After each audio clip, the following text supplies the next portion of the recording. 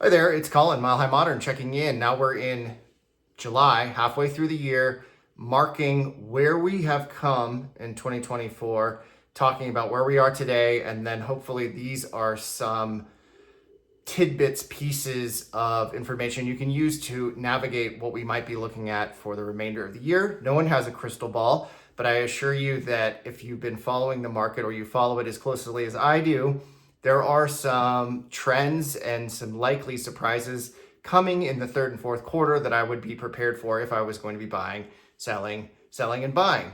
Now, as the market softens, and when I say that, this is something that happens every time of year around the 4th of July.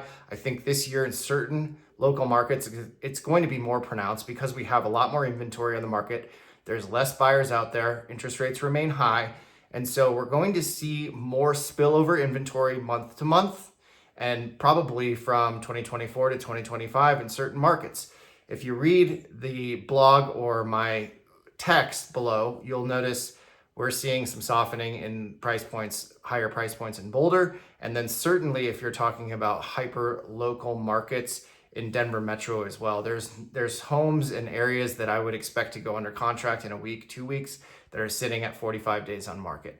Now, the good news is we're seeing stability in prices. Prices have held relatively stable. I do anticipate we're going to see some pullback in the third quarter and then hopefully stabilization in the fourth.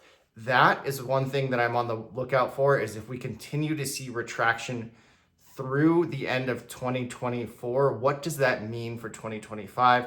And what does that mean for buyers and sellers that are trying to get something done in the next 6 months? Of course, on the buy side, there is opportunity abound. There's choices. There's homes that are sitting on the market just kind of hanging out. Now, the homes that are hanging out generally aren't the most exciting homes. They usually have something that needs to be a pretty big compromise. And so if you're out looking for a deal, you have to know that not always, but a lot of the time, a deal means you're going to have to make some compromises on other things.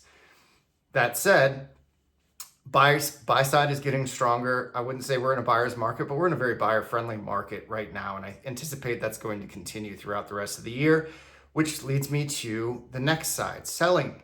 Selling in this market does not scare me.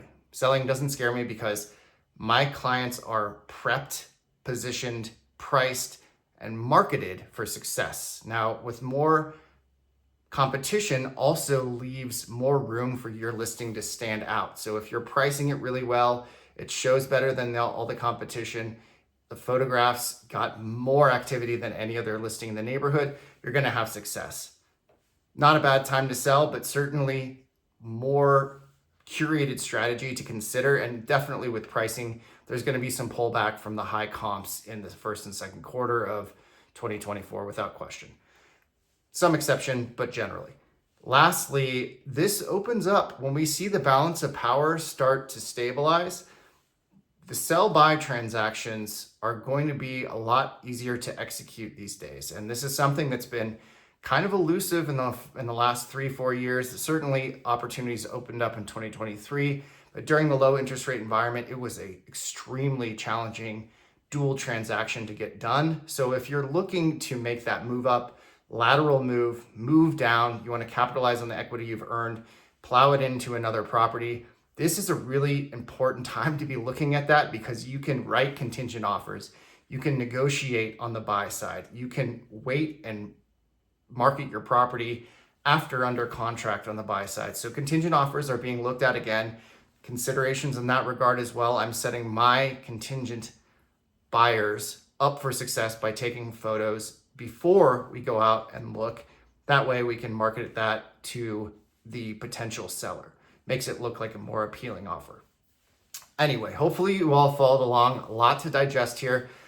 Long story short, the best time to buy and sell is when you're ready. Do not let the market or uncertainty put you on the sideline. Use that to your advantage. Figure out how you can leverage your strengths to get what you'd like, and that way you can get your life moving. As always, I'm here to talk real estate otherwise, and I appreciate your time. Connect with you next month. Take care. Ciao.